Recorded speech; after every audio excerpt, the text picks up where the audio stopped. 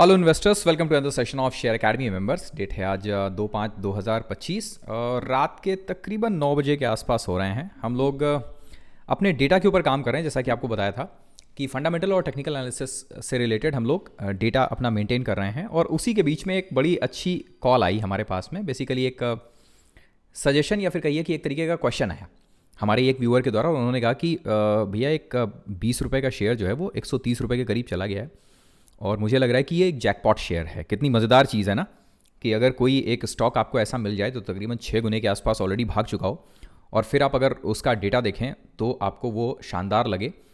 तो हमने कहा कि ठीक है, चलो थोड़ा सा हमको टाइम दो, एक बार इसको स्टडी कर लेते हैं। और जब उसको स्टडी करने लगे तो हमको लगा कि ये एक बहुत अच्छी लर्निंग हो सकती है, स्पेशली मार्केट के उन लोगों के लिए जो लोग रिटेलर्स हैं मार्केट में और बिल्कुल नए आए हैं। अगर ऐसा है कि आप बिल्कुल न्यूकमर हैं मार्केट के अंदर तो बहुत मज़ा आएगा आपको इस 5-10 मिनट के सेशन में, बिकॉज ये एक आई ओपनर जैसा सेशन होगा जिसका फर्स्ट हाफ आपको बहुत अच्छी होप्स देगा और जो सेकंड हाफ है वो बेसिकली आपके लिए एक आई ओपनर होगा। ठीक है, सो अगर आप न्यूकमर हैं मार्केट के अंदर, रिलैक्स बैठिए और इस सेशन को ध्यान से देखिएगा ताकि आप किसी भी तरह के ट्रैप से बच सकें और ये जान सकें कि बेसिकली जैकपॉट शेयर असल में किस तरह के दिखते हैं। ओके, आगे बढ़ने से पहले एक बार डिस्क्लेमर हम दे देते हैं। We are NISM certified research analyst, though we are not SEBI registered. और इस सेशन में हम लोग कोई भी बाई सेल रिकमेंडेशन नहीं करेंगे। हम सिंपल और सिंपल एक पर्टिकुलर कंपनी का डेटा एनालिसिस करेंगे, चार्ट और फंडामेंटल्स। और कभी भी इन्वेस्ट करने से पहले किसी भी कंपनी में अपने जो फाइनेंशियल एडवाइजर हैं उनकी सलाह ज़रूर लें। ओके, सो रिलैक्स बैठिए और वीडियो को एक बार लाइक करिए और वहाँ से हम लोग शुरुआत करते हैं। तो जो हमारे व्यूअर थे, जो सब्सक्राइबर हैं, उन्होंने एक कंपनी बताई और उसका नाम था निटको लिमिटेड। ओके, सो निटको लिमिटेड उन्होंने कहा कि भैया एक बार ज़रा देखिएगा, कंपनी काफ़ी अच्छी लग रही है बिकॉज कंपनी ने अभी अपने क्वार्टरली रिजल्ट्स दिए हुए हैं। तो जब हम लोग क्वार्टरली रिजल्ट्स आमतौर पर आते हैं, आप स्क्रीनर के ऊपर देखते हैं तो हमको दिखता है कि सेल्स के अंदर ग्रोथ दिख रही है 30% के करीब, एबिटा मार्जिन में ग्रोथ तकरीबन 72% के आसपास है और नेट प्रॉफिट के अंदर तकरीबन 95% की ग्रोथ है और अर्निंग पर शेयर में करीब करीब 98% की ग्रोथ है। तो एट ए ग्लांस, मतलब एक नज़र में जो हम देखते हैं तो लगता है कि यार डेटा तो थोड़ा सा अच्छा लग रहा है देखने में इसका, है ना। सारा का सारा ग्रीन है, वो भी डबल डिजिट का ग्रीन है। अब इसको यहीं पे छोड़ देते हैं हम लोग। ठीक है, सेकंड काम करते हैं कि चलते हैं कंपनी के चार्ट के ऊपर। और जब हम कंपनी का चार्ट देखते हैं तो चार्ट भी अपने आप में शानदार दिखाई देता है और देख के बड़ा मजा आता है। भाई एक तरफा चार्ट 30 रुपए के आसपास से लगातार भागता हुआ 50 डेज मूविंग एवरेज को सपोर्ट करता हुआ कॉन्टिन्यूसली अप ट्रेंड में है।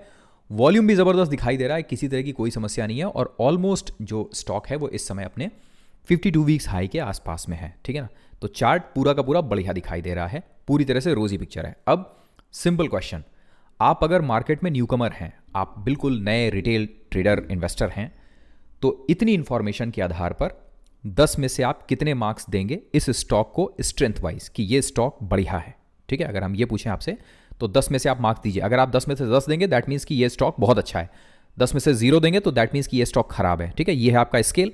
अब कमेंट बॉक्स में हमको बताइए कि इतनी इंफॉर्मेशन के आधार पर 10 में से आप कितने मार्क्स देंगे। ठीक, और ज़्यादातर यहीं पर जो रिटेल निवेशक है वो गलती करता है, उसको ज़्यादा डेप्थ में नहीं जाना होता, वो इतनी इन्फॉर्मेशन देखता है, उसको लगता है कि बढ़िया है यार, chart pattern continuously up trend में है, बढ़िया चीज़ है और इसको यहाँ पर खरीदा जा सकता है। पर अब इसमें जो थोड़ा सा आपको इन डेप्थ एनालिसिस करनी चाहिए उस पार्ट को ध्यान से देखिए और समझिए। सबसे पहला जो हम लोगों ने चार्ट देखा है वो दिसंबर या जनवरी 24 का है। ठीक है, जनवरी 24 से शुरू हो रहा है चार्ट।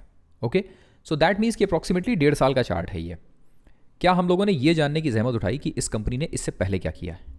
ठीक नहीं, तो फिर हमने यही कहा कि चलो एक बार क्या काम करते हैं, थोड़ा सा चार्ट के पीछे जाते हैं। और उससे पहले अगर आप एक चीज़ देखिए तो इस चार्ट के अंदर आपको सर्किट्स में मूवमेंट बहुत दिखाई दे रहा है। ये दिख रहा है, सर्किट टू सर्किट मूवमेंट हो रहा है। और जब सर्किट टू सर्किट मूवमेंट हो रहा है उस समय आपको नीचे यहाँ पर वॉल्यूम बहुत ज़्यादा नहीं मिल रहा है।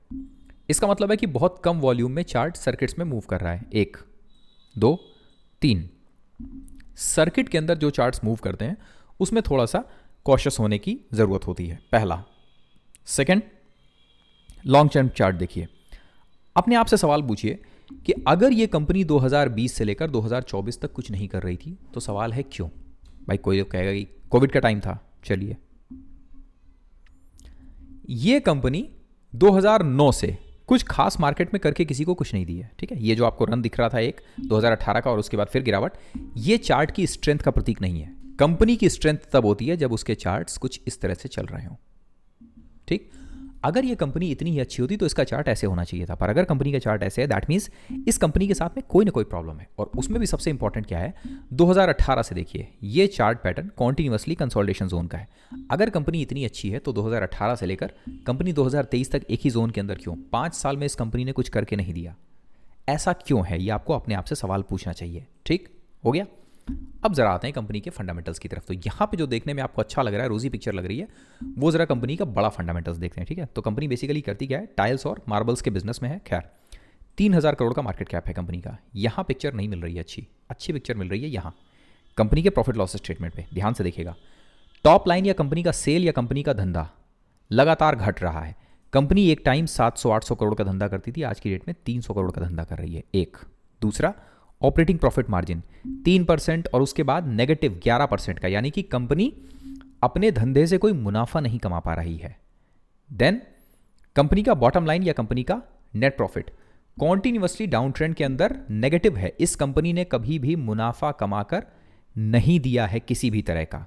इन सब के साथ बैलेंस शीट पर आइए कंपनी की, बोरोइंग्स कंपनी की, तो जो कंपनी में लोन है वो लगातार 800-900 करोड़ के आसपास है, यानी कंपनी का लोन भी कम नहीं हो रहा है, कंपनी का धंधा भी घट रहा है, कंपनी कोई मुनाफा भी नहीं कमा पा रही है। और इस सब के साथ कंपनी का कैश रिजर्व, तो खैर जब इतनी सारी समस्याएं हैं तो कंपनी के पास, कंपनी की जेब में पैसा तो कहाँ ही मिलेगा आपको। और जब ये सब कुछ हो रहा हो तब ऐसे में प्रमोटर्स की होल्डिंग 53% से घटकर 16% जाना, और ये प्रमोटर होल्डिंग FIIs और DIIs के पास नहीं गई, ये होल्डिंग किसके पास में गई है? पब्लिक के पास में गई है। 81% की होल्डिंग। सारे के सारे रेड फ्लैग्स हैं इस कंपनी के अंदर। अब मज़ेदार चीज़ है, इतने रेड फ्लैग होने के बावजूद ये कंपनी भाग कैसे रही है? तो एक बात समझिएगा, शॉर्ट टर्म के बहुत सारे लोग कह सकते हैं कि भैया अगर कंपनी इतनी खराब है तो कंपनी 5 गुना या 6 गुना कैसे हो गई? भाई 20 रुपए की कंपनी 6 गुना कैसे हो गई, 130 रुपए पे कैसे चली गई? तो इस बात को समझिएगा। इसके लिए जो मार्केट के अंदर हम लोग टर्म इस्तेमाल करते हैं उसे कहते हैं इरैशनलाइजेशन ऑफ मार्केट। मार्केट हमेशा इरैशनल होता है। देखिए, जो अच्छी फंडामेंटली स्ट्रांग कंपनी है वो हमेशा चलती रहे, और जो फंडामेंटली वीक कंपनी है वो हमेशा नीचे जाती रहे। अगर ये होगा तो मार्केट को कहेंगे रैशनल मार्केट। ऐसी मार्केट में कोई पैसा नहीं बना पाएगा। क्यों? हर आदमी स्ट्रांग कंपनी खरीदेगा, वीक कंपनी को बेच देगा, तब कभी भी मार्केट में पैसा नहीं बनेगा।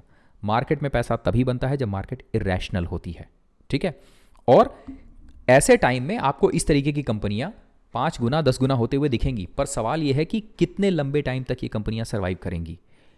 कुछ टाइम के बाद ये कंपनियां वापस नीचे गिरती हैं, सेम वैसे ही जैसे जेंसॉल के अंदर हम लोगों ने देखा, सेम वैसे ही जैसे टार्सन के अंदर देखा। ठीक, तो कंपनी अगर फंडामेंटली स्ट्रांग नहीं है, अदानी ग्रीन के अंदर आप देखिए, अगर कंपनी फंडामेंटली स्ट्रांग नहीं है तो कुछ टाइम के लिए तो वो कंपनी रन करेगी, पर अल्टीमेटली उसको आना नीचे। ठीक है, तो अगर मान लीजिए कि आप इस तरीके की कंपनियां खरीदते हैं और अगर आप टाइमली निकल जाते हैं तब तो ठीक है, जो कि आमतौर पर लोगों से नहीं होता है, बिकॉज बॉटम पर खरीदना और टॉप पर बेचना लोगों से नहीं होता है। अगर आप टाइमली निकल जाते हैं तब तो ठीक है, लेकिन अगर टाइमली नहीं निकले तो फिर आप ऐसी कंपनियों में ट्रैप होकर रखते हैं। और इसीलिए जब कभी भी आपको आधी पिक्चर दिखाई दे, ठीक है, कि आपको क्वार्टरली रिजल्ट सिर्फ इतना पार्ट आप देखें और उसके साथ में अगर आप सिंपल चार्ट देखें और आपको अगर कंपनी भागते हुए मिले, तो कभी भी ऐसी कंपनी को जैकपॉट समझने की गलती मत करिए। उसको डिग डीप करिए। आपको डेटा पसंद आता है कंपनी का, देन कंपनी के बिजनेस पे जाइए और देखिए कि कंपनी का बिजनेस कितना सस्टेनेबल है। और अगर आपको कंपनी का बिजनेस भी समझ में आ जाता है तब फिर आप लॉन्ग टर्म के लिए ऐसी कंपनियों में इन्वेस्ट कर सकते हैं। ओके,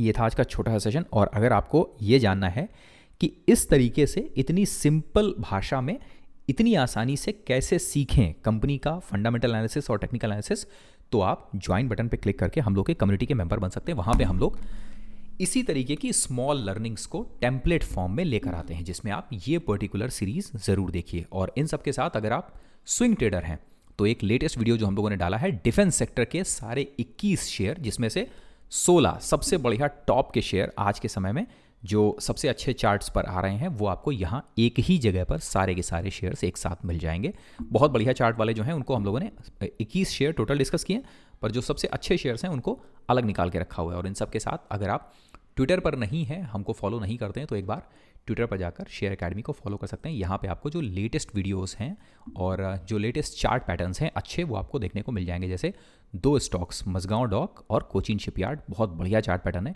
ये हम लोगों ने शेयर कर रखे हैं रेगुलर। तो अगर आप इन्वेस्टर हैं या फिर ट्रेडर हैं तो यहाँ पे जाके आप फॉलो कर सकते हैं। ओके, सेशन को करते हैं क्लोज और स्टडी हम लोग अपनी कंटिन्यू रख रहे हैं।